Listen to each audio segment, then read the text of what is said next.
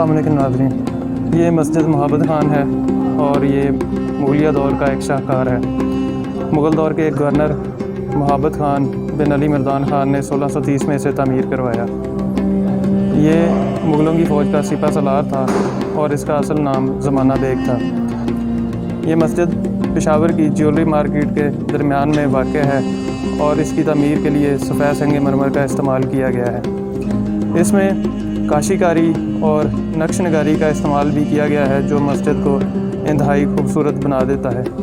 इस मस्जिद का टोटल रकबा 23,000 मुरबा फुट है और इसमें बेक वक्त 10,000 नमाजी नमाज अदा कर सकते हैं।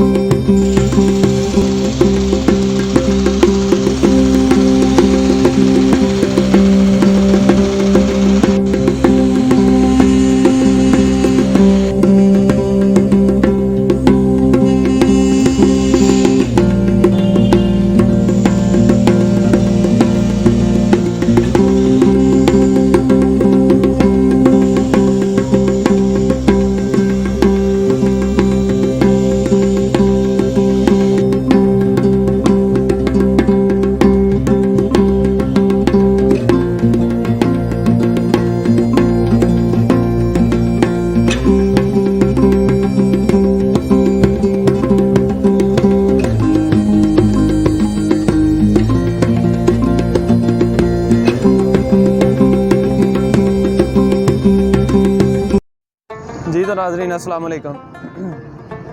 पेशावर में आज हमारा तीसरा दिन है। 2 रातें हम यहाँ पे गुजार चुके हैं और ये हमारा यहाँ पे आखिरी दिन है और हमने सोचा कि क्यों ना आपको पेशावर का रेलवे स्टेशन दिखाया जाए। पेशावर रेलवे स्टेशन के बारे में हमने कोई ज़्यादा होमवर्क नहीं किया, इसलिए हम आपको ये रेलवे स्टेशन इसी तरह से दिखाएँगे जैसे ये है और इसके बारे में कोई ख़ास इन्फॉर्मेशन आपको नहीं दे पाएंगे। तो ये पेशावर रेलवे स्टेशन की मेन बिल्डिंग है और सामने इसकी एंट्रेंस है।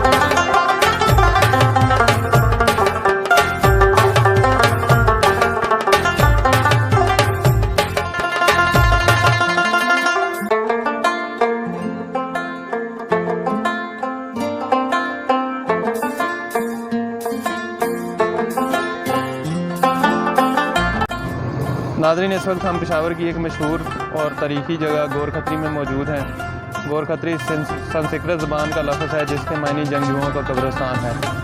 ये पेशावर की सबसे कदीम आर्कियोलॉजिकल साइट है। बुद्ध मत के मानने वाले इस जगह पर इबादत किया करते थे और हिंदू यहाँ पर अपने सर मंडवाने की मजहबी रस्म अदा किया करते थे। गौर खत्री की मौजूदा इमारत में दो निशानात वाज़े हैं। गौर खत्री मुगलई ईंटों और नानक शाह ईंटों के कम्बिनेशन से बना है।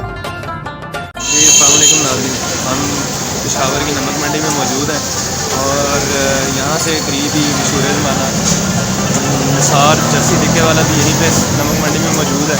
अभी कोशिश करेंगे कि मज़ीद आपको दिखा सकें कि यहाँ पे इस वक्त किस तरह का एनवायरनमेंट है।